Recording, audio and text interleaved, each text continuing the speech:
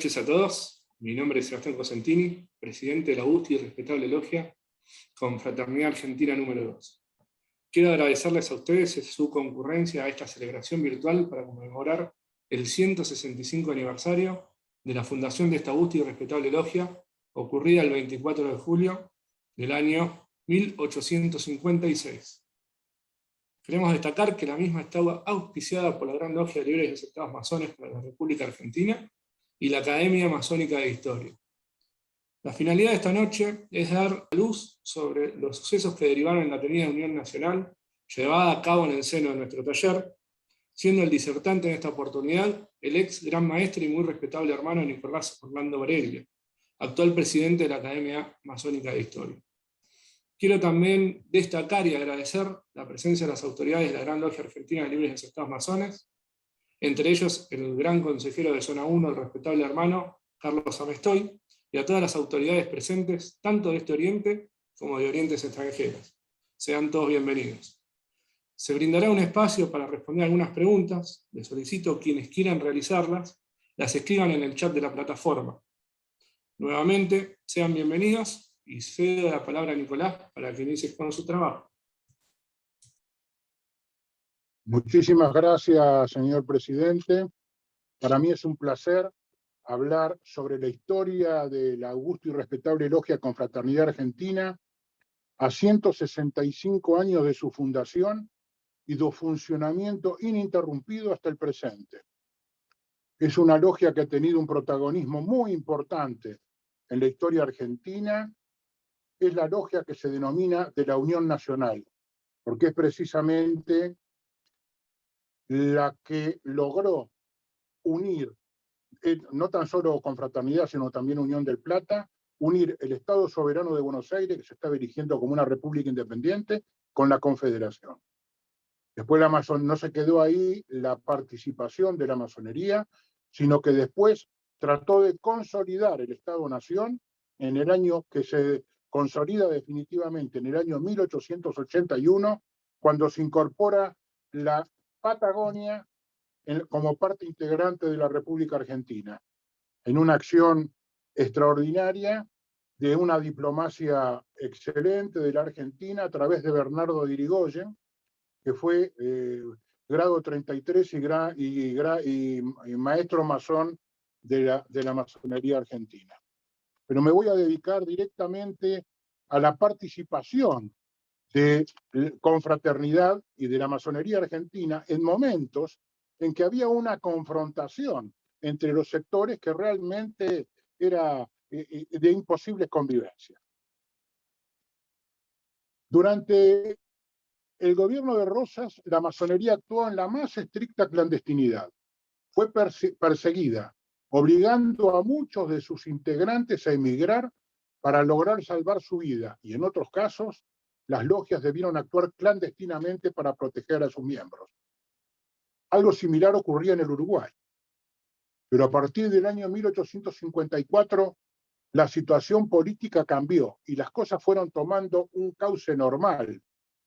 Alentados por el triunfo del eminente masón, el general Justo José de Urquiza, deciden consolidar y desarrollar la masonería en ambas márgenes del Plata. Su objetivo principal fue terminar con los enfrentamientos y las antinomias. Fue precisamente en ese año que un grupo de masones residentes en Montevideo reorganizan la antigua logia Sitio de la Virtud, fundada inicialmente en el año 1829 bajo los auspicios de la Gran Logia de Pensilvania de los Estados Unidos de Norteamérica. Y acá hay una característica que ha sido muy poco estudiada. Hay muchas logias que actuaron durante el proceso de la independencia y de la consolidación del país que estaban auspiciadas por grandes logias norteamericanas, y eran las logias que proponían una república federal, fundamentalmente, una república democrática y federal. Después estaban las logias jacobinas que proponían una república unitaria. Sobre la base de esta logia se crearon otras, posibilitando la creación, el 24 de junio del año 1855, la creación del Gran Oriente Uruguayo, con sede en Montevideo, siendo su gran maestre el doctor Gabriel Pérez, representante del Uruguay ante la Corte del Imperio del Brasil. El primer acto de la nueva potencia masónica fue autorizar a su gran maestre a trasladarse a Buenos Aires para lograr la adhesión de sus hermanos. Se reúne con el doctor Miguel Ángel Valencia, prestigioso jurisconsulto, senador provincial, periodista, profesor y eminente filántropo, y conviene la creación de las logias bajo la provisoria dependencia del Gran Oriente Uruguayo, con el objeto de crear una potencia masónica independiente para la Argentina. Siguiendo con el objetivo trazado, el doctor Miguel Ángel Valencia, conjuntamente con otros hermanos, funda con fecha 29 de diciembre del año 1855 la augusta y respetable logia Unión del Plata número 1. En esa logia se inicia José Roque Pérez, el que va a ser gran maestre de la masonería, y el orador de esa logia era Sarmiento, que es el que lo incorpora en la masonería a Roque Pérez. Es importante tener en cuenta que Roque Pérez es uno de los próceres olvidados de la historia argentina, porque es el factotum de un proceso que trabajó por la unidad nacional de los argentinos y la conformación del Estado-Nación. Esta logia es consagrada el 9 de marzo del año 1856 y en forma inmediata organiza una comisión por él presidida, encomendándole la tarea de crear una nueva logia que tenga como fin lograr la confraternidad de los argentinos. Y ese es precisamente el nombre de la misma. Confraternidad Argentina trae los ideales de la generación del 37. En esa época había una gran confrontación. Había posiciones que decían que uno de los dos partidos no podían convivir. Uno tenía que eliminar al otro. La generación del 37 planteó una política de unión nacional. Planteó que en los dos sectores había gente muy valiosa y patriotas y que tenían que confluir, ratificando sus propias convicciones en un proceso no común para organizar el país. La augusta y respetable logia Confraternidad Argentina se constituyó el 24 de julio del año 1856, obteniendo su carta constitutiva por el Gran Oriente Uruguayo el 27 de octubre de 1856. Poco tiempo después, al recibirse las comunicaciones de estilo, la logia se instala su sede provisoria en los salones habilitados en el Hotel Hits, ubicado en la calle Mayo 56, con la numeración de esa época, y posteriormente adquiere una casa en la calle San Martín 81, de Capital Federal, que es donde hoy funciona el Banco de la Nación Argentina, que es donde funcionó la logia y la Gran Logia cuando se constituyó. El templo es consagrado e instalado a sus autoridades por el delegado del Gran Oriente Uruguayo, el doctor Miguel Valencia, el 13 de diciembre de 1856, siendo su primer venerable maestro el doctor Alejandro Brown. Posteriormente se forman otras logias, hijas de las dos anteriores, la logia Consuelo del Infortunio, Tolerancia, Regeneración, Lealtad y Constancia, que son las columnas simbólicas generadoras del Supremo Consejo y Gran Oriente Argentino, que se funda el 11 de diciembre del año que se constituye el 11 de diciembre del año 1857, dejando estas logias de depender del Gran Oriente Uruguayo. Hablar de la historia de la augusta y respetable logia Confraternidad Argentina número 2 es hablar de la historia de nuestro país. Nace en momentos difíciles y aciagos para la República. Nos encontramos con un país dividido, con las heridas abiertas por las luchas intestinas y encarnizadas entre unitarios y federales, porteños y provincianos. Nos encontramos con una sociedad dividida por el odio y las pasiones. La provincia de Buenos Aires se había erigido como un estado independiente.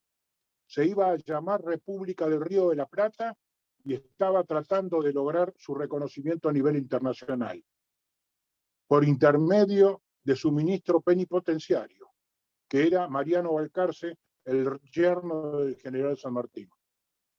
En este contexto de desencuentros políticos y postración social, las logias Unión del Plata y Confraternidad Argentina tienen por objeto lograr la unión y confraternidad de la dividida sociedad entonces y poner a la Argentina en un rumbo de progreso y de la evolución permanente. La masonería fue el nervio motor del desarrollo y progreso posterior de la República. Luchó denodadamente por la unidad nacional y la augusta y respetable Logia Confraternidad Argentina fue uno de los brazos ejecutores más vigorosos y activos. Fue en realidad el brazo ejecutor de la masonería operativa en acción. La gran tarea realizada por Confraternidad Argentina fue la de lograr consensos en el disenso, incorporar en la logia unitarios y federales, que ratificando sus propias convicciones lograran la armonía y pacificación del país, unificar los criterios, zanjar los diferendos políticos, evitando la lucha fratricida, lograr un proyecto común que permita la institucionalización y unión del país. Al fijar los objetivos de la masonería, el soberano gran comendador y muy respetable gran maestre José Roque Pérez, en su magistral manifiesto del 8 de noviembre del año 1958, hace un angustioso llamado a la pacificación y a la unidad de todos los argentinos. En octubre de 1859, recordemos, el ejército porteño, liderado por Mitre, fue derrotado en la batalla de Cepeda por las fuerzas de la Confederación al mando del general Urquiza. Se firmó un pacto de San José de Flores, por el cual Buenos Aires se comprometía a incorporarse a la Confederación y acatar la Constitución de 1853. Pero Buenos Aires era el estado más poderoso, se consideraba, y había serias reticencias en aceptar la incorporación y la aceptación de la Constitución Nacional. Una de las grandes reticencias era el tema de la coparticipación. Fíjense ustedes, ya en esa época existía ese problema. ¿Por qué es eso? Porque la Confederación había fracasado económicamente, estaba en quiebra.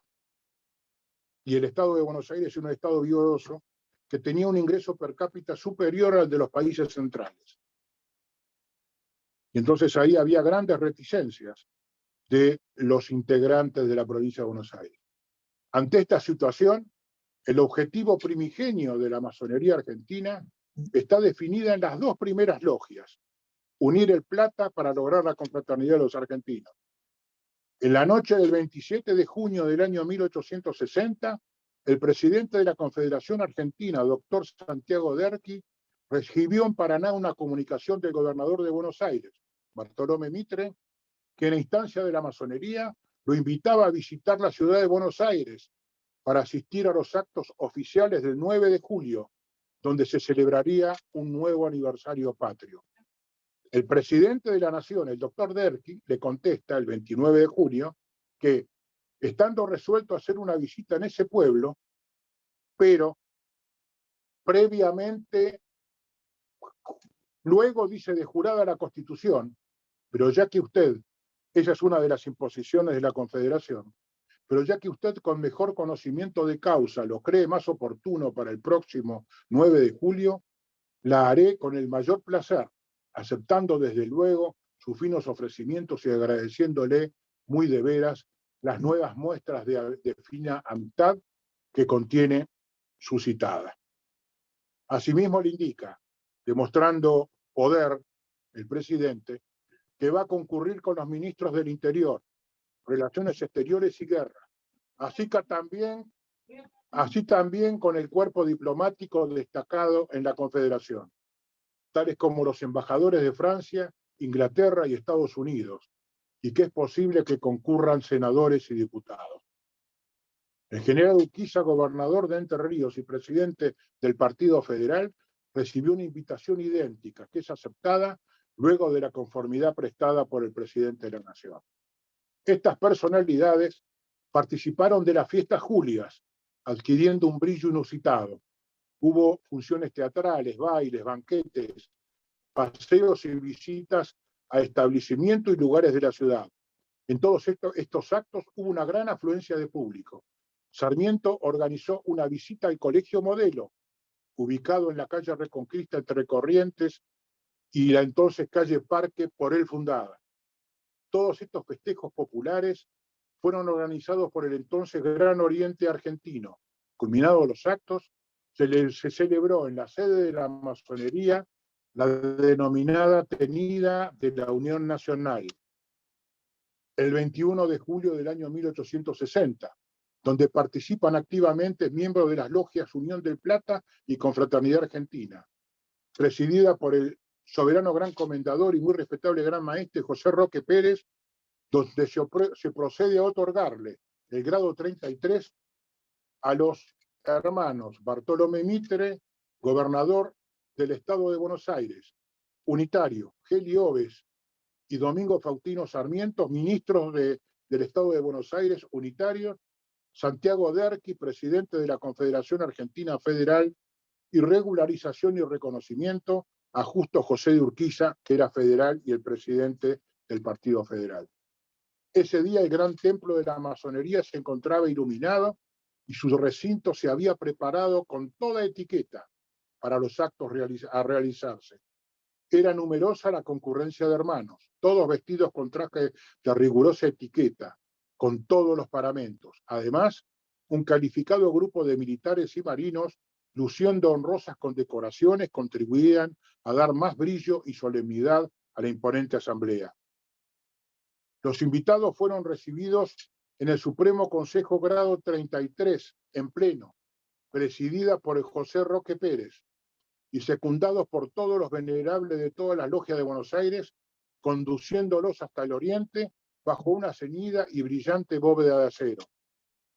Luego de los saludos y bienvenidas, el soberano gran comendador se retiró con los miembros del Supremo Consejo y altos grados a un templete próximo, y tras breve espera, una comisión especial condujo a los gobernantes y ministros a dicho recinto, donde le fue otorgado la más alta distinción de la orden, consagrándolos en el grado 33. Cumplido esa ceremonia, se pasó nuevamente al templo central, donde fueron recibidos con incesantes salvas de aplausos y vivas a la patria, reflejo de la alegría de los presentes de aquel momento único en nuestra historia argentina, porque se estaba gestando la unión de los argentinos. Ocupando el alto sitial del centro, el doctor Roque Pérez sentó a su derecha al presidente Derqui y a su izquierda al gobernador Mitre. Y en los sitios especiales igualmente destacados de la cabecera, tomaron ubicación el gobernador de Entre Ríos, Justo José de Urquiza, y los ministros porteños Sarmiento y Geli Oves. Posteriormente, los hermanos Urquiza y Mitre, acompañados por el hermano experto y de ceremonias, se pararon frente al ara de los juramentos y con su que estaba en el centro del gran templo y ante el libro de la ley sagrada y la escuadra y el compás, con sus manos posadas sobre el mismo y en solemne juramento, requerido por el soberano gran comendador y muy respetable gran maestre José Roque Pérez, se comprometieron a obligarse por todos los medios posibles a la pronta y pacífica constitución definitiva de la unidad nacional. Y a un pedido del general Justo José de Urquiza, ambos espontáneamente se obligaron bajo juramento a no iniciar la guerra, caso de hacerse inevitables sin un mutuo y previo aviso, y que una vez iniciados los arreglos que ofrezcan una esperanza de paz, sería el caso de esperar tranquilos con las espadas envainadas el fallo de la razón desapasionada, quedando mientras tanto bajo la seguridad moral que nos dé el conocimiento de nuestros respectivos sentimientos y deseos por el bien común. Es importante destacar, de acuerdo a testigos presenciales, que en ese momento se produjo también, se quebró el protocolo y hubo salvas de aplausos y algunas lágrimas que esos hombres que cruzaron sus espadas en el campo de batalla derramaron por la importante de la tenida y porque se estaba gestando la Unión Nacional de los Argentinos. Luego del solemne juramento, pidió la palabra el general Mitre y el general Urquiza y improvisaron sus discursos relacionados con la Unión Nacional. Y desgraciadamente esos testimonios no nos quedan, pero sí el que pronunció el soberano gran comendador y muy respetable gran maestre José Roque Pérez, donde en uno de sus párrafos define con claridad lo actuado por las logias Unión del Plata y Confraternidad Argentina. Además está decirlo que el texto completo ya ha llegado a nuestros días. Y dijo: un gran acontecimiento nos reúne y agrupa en este lugar. Es la presencia del presidente de la República Argentina, del primer magistrado de Buenos Aires y del gobernador de Entre Ríos, que vienen a tomar un asiento entre nosotros, no en calidad de magistrados, sino en la de hermanos y fieles sostenedores de nuestra orden. Que en épocas no lejanas ellos han representado ideas políticas divergentes, si en el campo de la lucha han chocado sus espadas, la hidalguía de sus corazones y la altura de sus ideas les han hecho concebir que estas son luchas estériles para los pueblos y de que la humanidad solo recoge lágrimas y despojos. Se presentan a nuestros ojos como los verdaderos masones, como los obreros decididos de la paz y de la reconstrucción de la sociedad. Y después exclamó: felices vosotros, hermanos míos, que podéis presenciar el abrazo de los buenos, de dos hombres buenos, dentro de los reducidos muros de nuestros talleres. Ellos dos nombres simbolizan ya lo que veis hoy realizado. Después de 5 años de luchas desgarradoras, esas dos logias que desde un principio manifestaron nuestros votos por la Unión Nacional, aún existen vivas y florecientes para recibir en su seno a la una el jefe de la República, que pertenecía a la Logia Unión del Plata, y la otra a dos guerreros que cruzaron sus espadas en el campo de batalla, firmada la paz se daban el abrazo de hermanos y condujeron a la República al estado de felicidad en que hoy se encuentra, estableciendo la verdadera confraternidad argentina. Acá se una relación de la Unión del Plata con la confraternidad. Y exclamó: las logias de la República los saludan, queridos hermanos. Y exclamó, para cerrar ya la tenida: a mí, obreros de la paz, a mí por un signo y una batería bien sentida. Gloria a Dios de las alturas, gloria a sus hijos predilectos que buscan las aspiraciones de sus almas con sus grandes creaciones y que resguardan sus obras maravillosas. Quedando sellado definitivamente con esta conclusión la Unión Nacional de los Argentinos.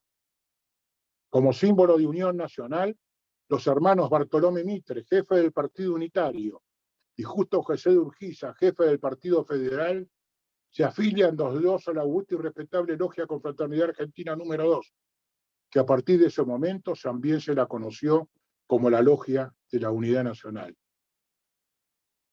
Así, después de esa tenida, los hermanos se retiraron en paz y armonía, y el 21 de octubre del año 1860 la legislatura de Buenos Aires aprobaba la Constitución Nacional. En realidad fue una unidad formal, continuando el conflicto entre las partes, dando origen a la batalla de Pavón. Se habla del misterio de esa batalla, de un enfrentamiento, pero para nosotros los masones no es tal, porque los contendores pertenecían ambos a la misma logia. Y entiendo que ante la situación de quiebra de la Confederación Argentina, que no podía subsistir, además la deuda externa estaba garantizada con los bienes personales de Urquiza, entiendo que el acuerdo que se llega es que el Estado de Buenos Aires se hace cargo de la deuda externa de la Confederación y asume la conducción de la Argentina unificada, renuncia el presidente Derqui y asume el Bartolomé Mitre. Y a partir de ese momento se inicia todo un proceso de unión nacional que va a culminar, no va a culminar, sino que se va a concretar recién en el año 1881, cuando por el tratado con los Chile reconoce la soberanía sobre la Patagonia. Ahí hay una magistral manejo de las relaciones internacionales, porque Argentina no interviene en la Guerra del Pacífico y Chile le reconoce la soberanía sobre Malvinas. Se eliminan las aduanas interiores, los ejércitos provinciales y la moneda, se unifica la moneda, y es recién ahí cuando aparece la Argentina tal como la conocemos nosotros. En otro orden de cosas, es importante destacar cuál ha sido la labor filantrópica de Confraternidad Argentina.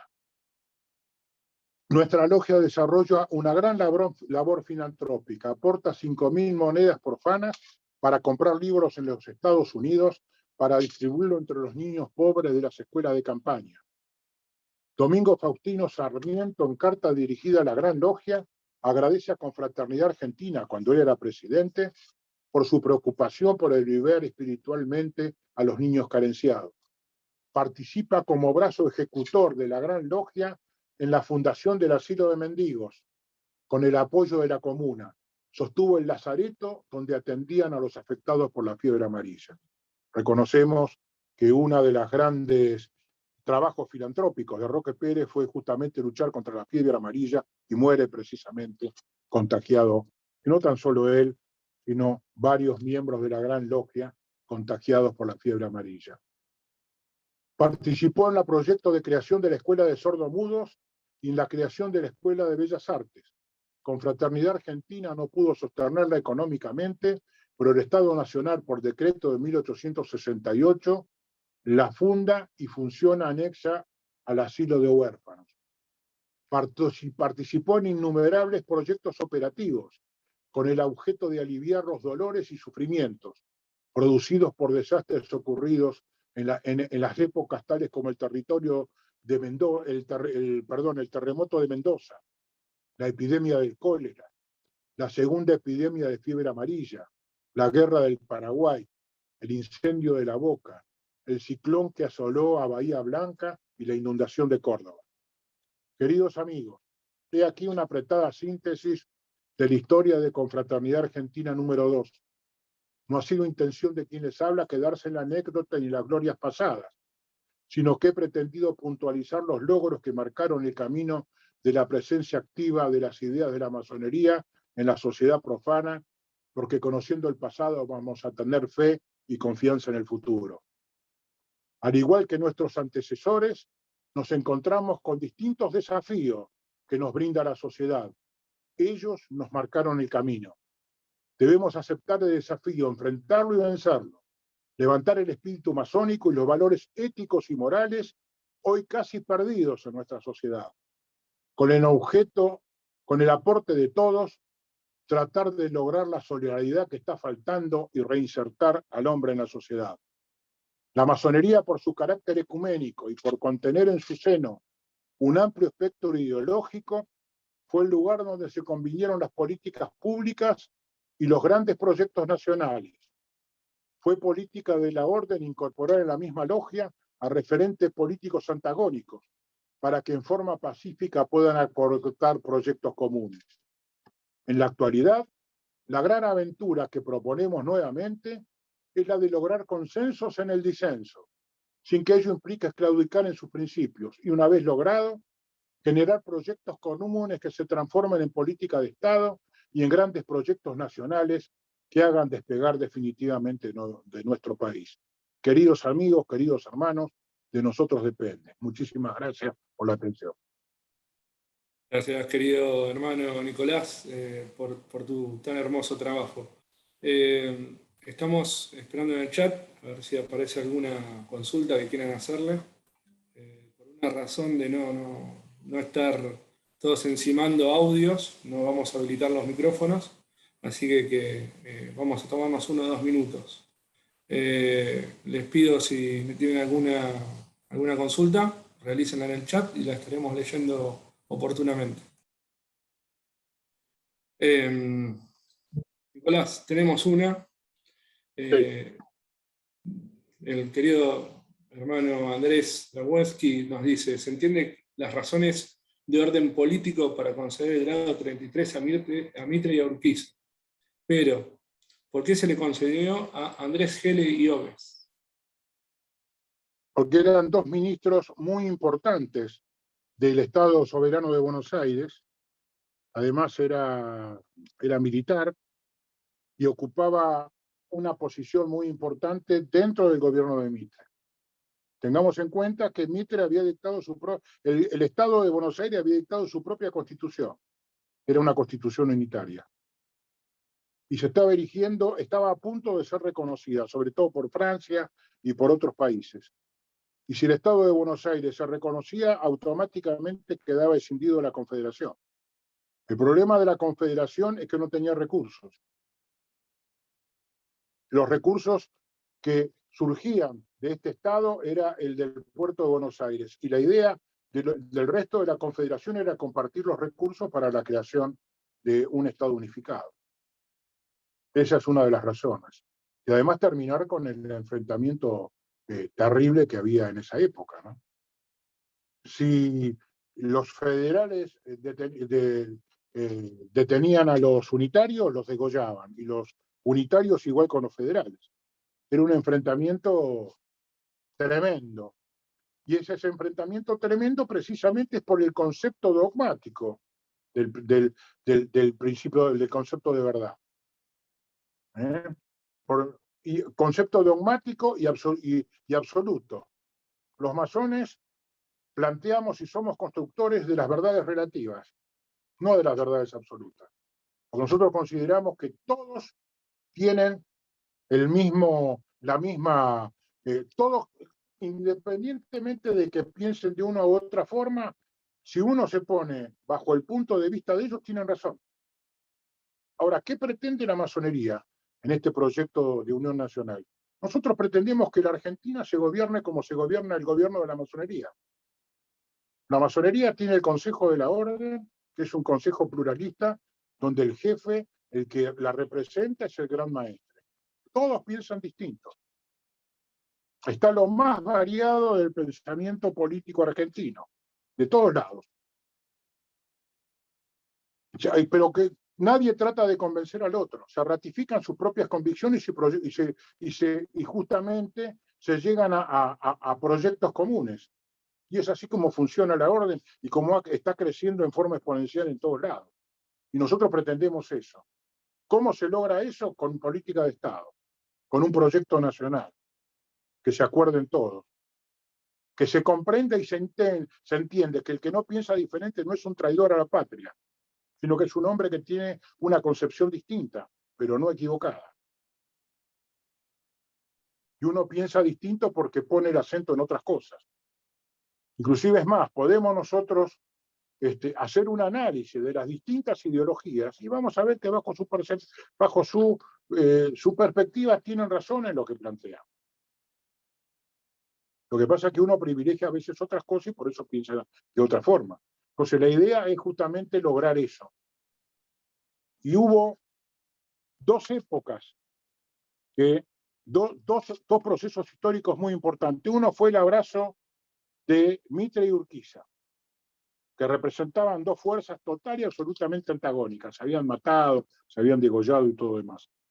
Y el otro abrazo histórico muy importante, donde si bien no se hizo en una tenida pública, pero que participó activamente una logia que actuó en la Hora del Pueblo, que se llamó la Logia Unión Nacional, presidida por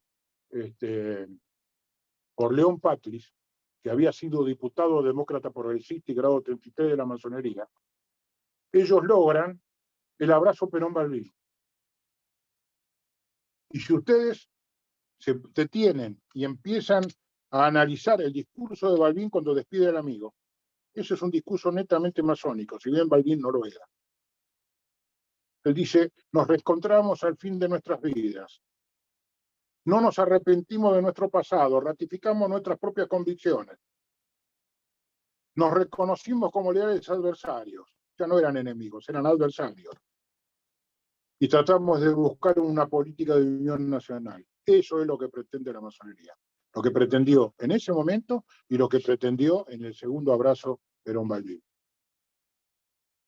Además es importante, eso es una logia, la Unión del Plata, de la Unión Nacional, que actuó en la legislatura del gobierno de Ilia, que estaba integrado por distintos partidos políticos. La legislatura en el gobierno de Ilia estaba atomizada. Ellos lograron la aprobación de leyes muy importantes para el país. Y después trabajaron en la Hora del Pueblo y después trabajaron en el Consejo de Consolidación de la Democracia en el gobierno de Alfonsín. No sé si está respondida la pregunta. Sí. Demasiado. Acá nos preguntan sobre, hay varios concurrentes que preguntan sobre la batalla de Pavón, sobre las versiones que indican que si no hubo enfrentamientos o no, si hubo o no enfrentamientos y algunas otras cuestiones. Si querés detallarnos algo del tema de la batalla de Pavón. Sí, si uno lee, por ejemplo, los libros, los diarios de la época, hubo enfrentamientos, y cuando la caballería de Urquiza tenía que converger sobre el centro de la Fuerza de Buenos Aires, se retiran. Inclusive es más, los diarios de la época no saben quién ganó. Y se lo decreta ganador a la fuerza de Mitre, porque es la fuerza que se queda en el campo de batalla. El problema que se planteaba con Pavón es que iba a ser otro triunfo a lo Pirro, como fue la batalla de Cepeda. La batalla de Cepeda se triunfa, se celebra el pacto de San José de Flores y todo lo demás, ¿no? Con la garantía del presidente paraguayo, Solano López. Por eso uno no sabe realmente si en esa época se lo consideraba extranjero, que garantía, que sea garante de un acuerdo de unificar un país, que sea un extranjero, no se conoce. Eso era un hombre que presidía un Estado como podían ser los otros, como Estado provincial, que no se sabía si se iba a integrar o no. Pero fue un triunfo a lo Pirro porque no se animaron a entrar a Buenos Aires, porque la consideraban poderosa y además conocían el estado de debilidad de la Confederación. Y si se producía nuevamente la batalla de Pavón, iba a quedar trunca la Unión Nacional, porque el Estado de Buenos Aires no se iba a resignar a ser dominado, conociéndose que poderosamente era muy rica. Entonces, él se retira, realmente hace una resignación patriótica y se llega al acuerdo que yo les manifestaba anteriormente. El tema es importante porque cuando se producen los enfrentamientos previo a la batalla de Pavón, el Estado de Buenos Aires le corta un crédito al gobierno de la Confederación. Y al cortarle ese crédito, el gobierno de la Confederación no puede pagar los sueldos del Poder Ejecutivo. Y el Poder Ejecutivo se desmorona, se cae, desaparece. Queda Derqui solo. Fíjense ustedes la situación económica en la que se encontraba. Una deuda externa que no la podían cumplir. Entonces ahí se llega al acuerdo de que Buenos Aires se hace responsable de la deuda externa, se hace cargo, pero asume el poder político, como lo asumió con Mitre, después lo asumió con Sarmiento, vienen primero presidentes unitarios, después vienen federales, ¿sí? En un proyecto de unión.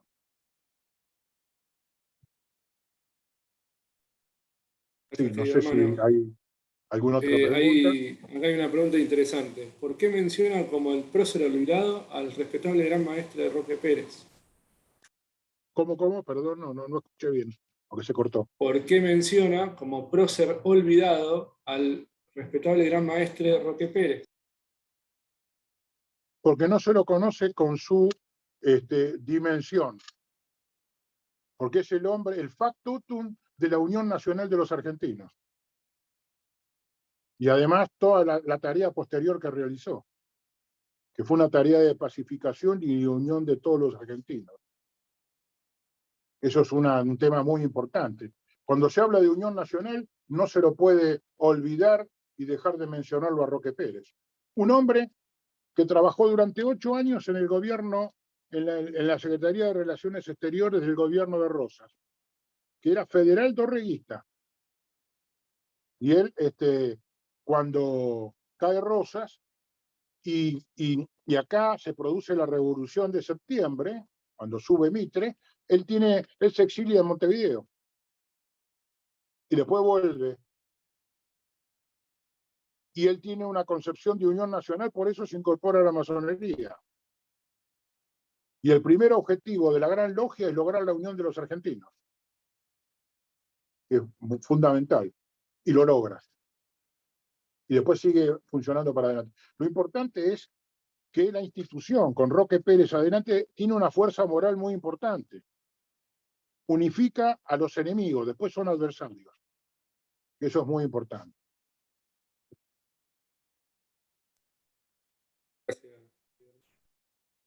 Última pregunta, así vamos dando cierre. De lo expuesto, entiendo que el concepto de grieta política no es nuevo y que la masonería tuvo una gran participación para cerrarla en aquel entonces.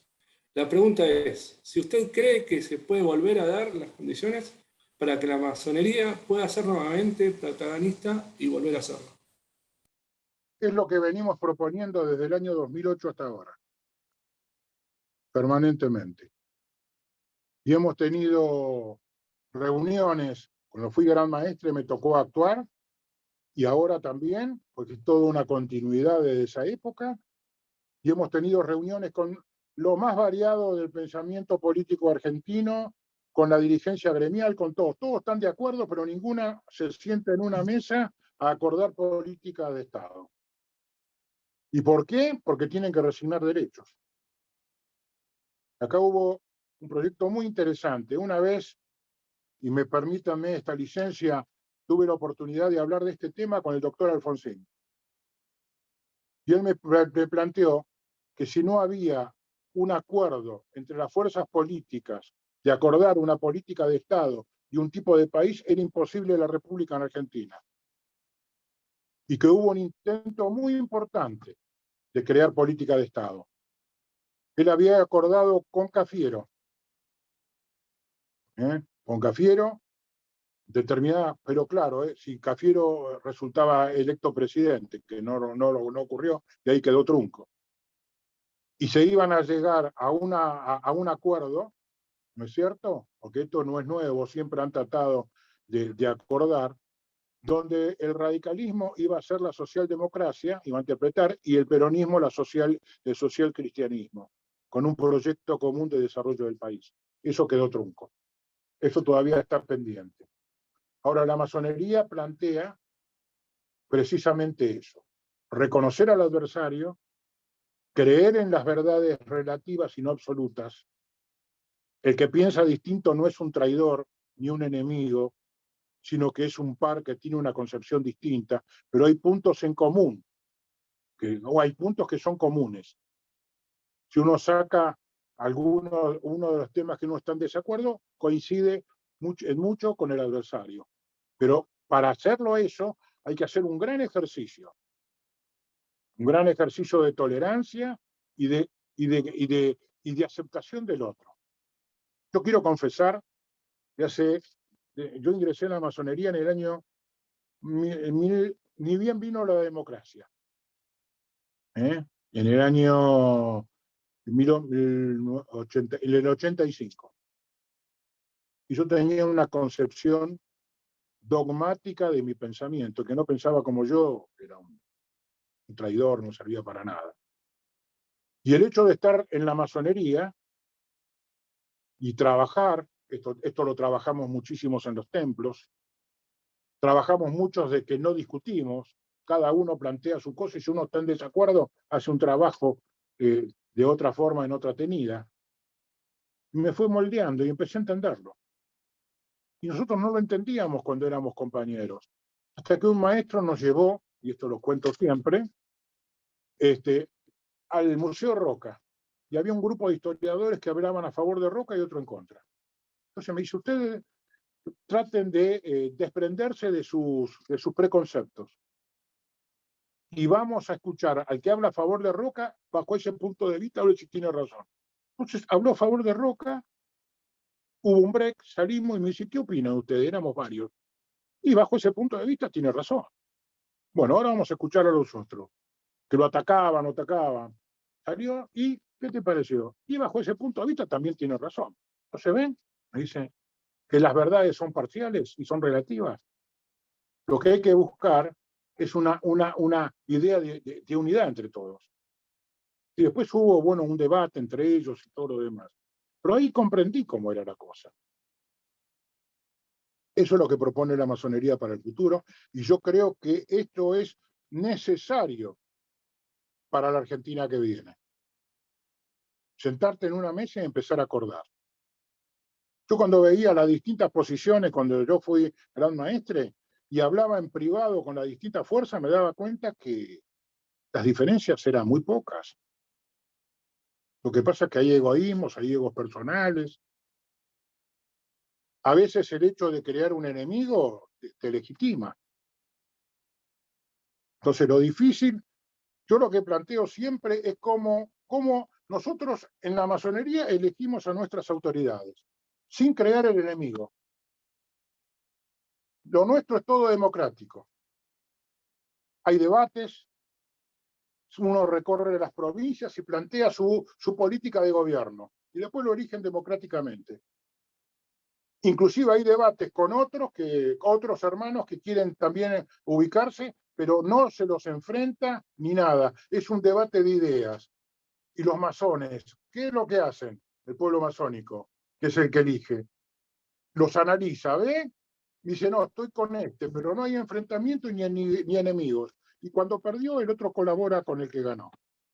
Eso es lo que pretendemos nosotros para la Argentina.